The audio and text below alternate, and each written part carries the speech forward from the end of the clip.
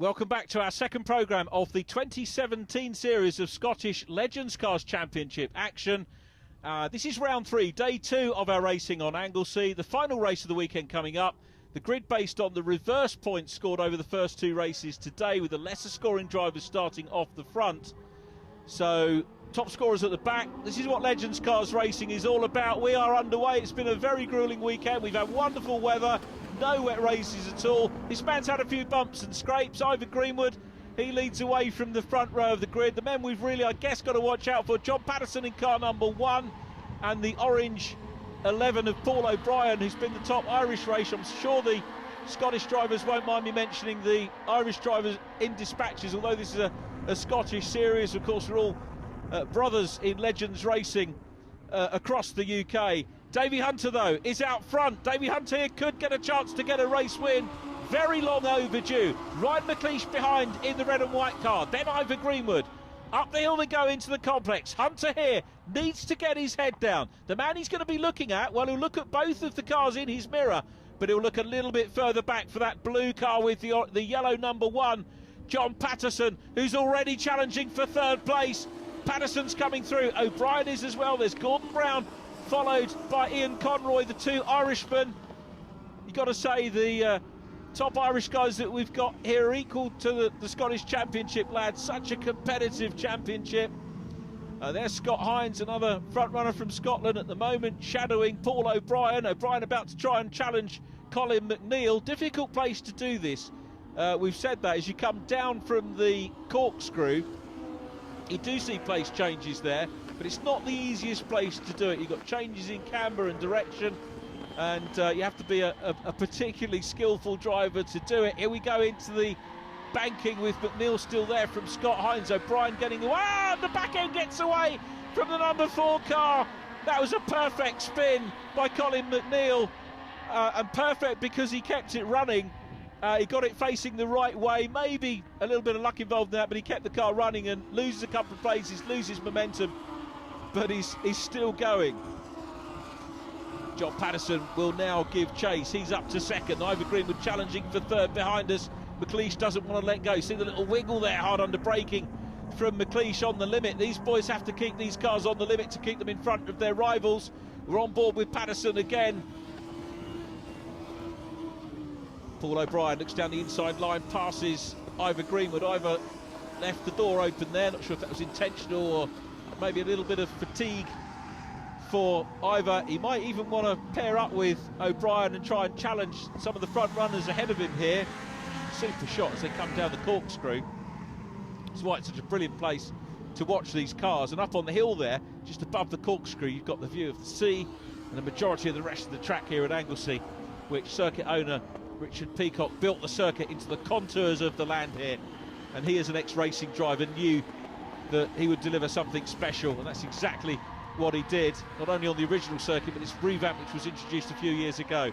There's Ivan Greenwood still chasing some decent points here, but it looks to me as if we've got the battle between the 2 main Scottish stars. I'm sure the other drivers won't mind me saying that you tend to look to Davy Hunter and John Patterson, and Patterson's closing up on him and making a move already. Patterson through on the inside line, hard on the brakes, over the curbs, takes the lead. Hunter's going to try and fight back. Davy Hunter takes a wide line there, not as much curb perhaps on the way out as he might have done. Here's the view from David Hunter. Now he's been passed, the work has got to carry on. He was trying to get away from Patterson, but JP has looked very sharp all weekend. David Hunter will give chase. Paul O'Brien now looming in his mirrors as well. So O'Brien in orange from Ryan McLeish. Then it's Ivan Greenwood in 5th place. What a weekend we've had of Scottish and Irish Championship Legends racing. It's cost-effective racing, Legends cars. If you've looked at it, you talk to the drivers that have done this. The drivers stay in it for a long, long time. They tend not to move on. We've had a few drivers who've been very successful who have moved on from Legends. Of course, Dave Newsham, who moved on and now racing the British Touring Car Championship. Ex-touring car racer Simon Belcher, who moved up now, he's a team manager, and Simon's doing a bit of jet skiing this year as well. Derek Pearce, who moved up from this onto the Toka package as well via Clio. Porsche Carrera Cup, now racing very successfully in GTs as well. So Legends Racing is a fantastic environment to learn your racing skills, but also, as I said, it's very much a championship which retains drivers year on year. That's why John Patterson is looking to break the record here of consecutive title wins. David Hunter wants to take that away from him, and looking to take the win away from him, the outright win, is Paul O'Brien, who's running in third place. And O'Brien will want to get past David Hunter as quickly as possible. Hunter looking sharper here in this final than he did in the earlier races. Whether they've got the car dialed into the circuit a little bit more, or David feels a little bit happier himself here, he is trying to challenge hard. The one thing he doesn't need to do, though, is allow John Patterson to break the toe. You're looking in his mirrors, Ryan McLeish having a good race here as well. McLeish third in the Scottish class, but fourth in the race, right behind Paul O'Brien. This is the banking that they come out of. We pick up with Ivor Greenwood. Scott Hines is there as well. Ian Conroy in car number 29 at the back of this trio. Conroy about to have a look at the STO car, goes to the outside line here. Conroy really thinking about momentum out of this complex, wide line in, and as a result will close in on Scott Hines. Hines trying to work out how he can deal with Ivor Greenwood. Greenwood in fifth position at the moment, Scott Hines in sixth, and Ian Conroy in seventh position. Down behind them it's Gerard McCosh, who's running in sixth position in the Scottish class, as it were, and then Gordon Brown down behind them as well. And David Hunter finds himself now down behind Paul O'Brien. Let's have a look and see whether we can see O'Brien in the distance. In the orange car we can't, he's dropped away back. McLeish has dropped back as well. So it's Patterson and O'Brien for the overall lead again. Those two have been trading places all weekend. Patterson saying he didn't want to cook his engine by racing Paul O'Brien hard, but I tell you what, he wants this win here. You just saw them in the distance there. So it's Patterson and O'Brien at the sharp end of things here again at Anglesey. And in fact, as you saw, it's O'Brien now in lead position. Paul O'Brien the leader. Now we'll see whether Patterson means that he's going to back off and be happy with a Scottish class win or not. And the answer to that is no, he's not going to be happy, because that, by my money, looked like a challenge on the race leader. Patterson's keeping it tight. He wants to get the lead back here from Paul O'Brien, and has a look down the inside line going into Peel. Wasn't quite room there. O'Brien holds on to it, so Paul O'Brien's still the race leader. And O'Brien was behind, remember, in the earlier stages of the race. He's worked hard, he's come through. Clear track behind Patterson at the moment. He won't be troubled by anybody. That's very often the case for John Patterson, as Paul O'Brien continues to lead this one in towards the closing stages of it. O'Brien crosses the line now. Patterson still in second place. On to the last lap, a mile and a half to go around Anglesey. Can John Patterson grab the lead? Round turn one, up towards the banking they go. Wide line into the banking for O'Brien. Patterson starts to show his nose towards the inside line. He closes up. What sort of run is Patterson going to get down through Church and up the hill to the complex? Is he going to get closer? He might start picking up the toe soon. It's a big gap back between the two. The key thing about Legends cars is that, given the right preparation, the cars are equal, because the parts are, of course, off the shelf. Patterson's closing in though. Patterson all over the back of him at the moment, looks up the inside, there's half a gap, and Patterson goes hard on the brakes, touches wheels with Paul O'Brien, and goes through on the last lap into the lead.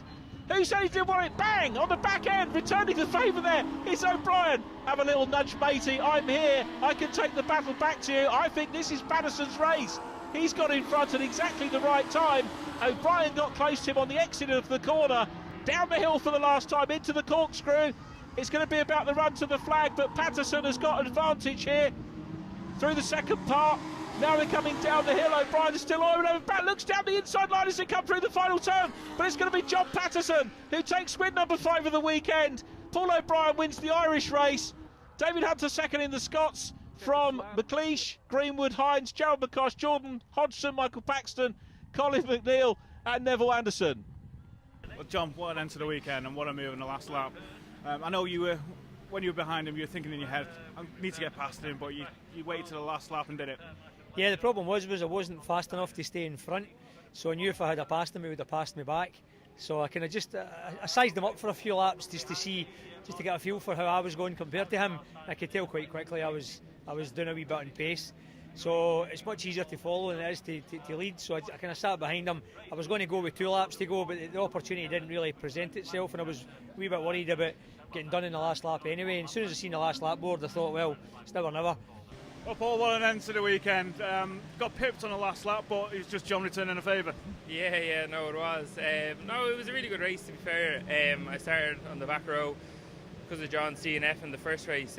He was starting more towards the front, so I had all the work to do to carve my way through the pack.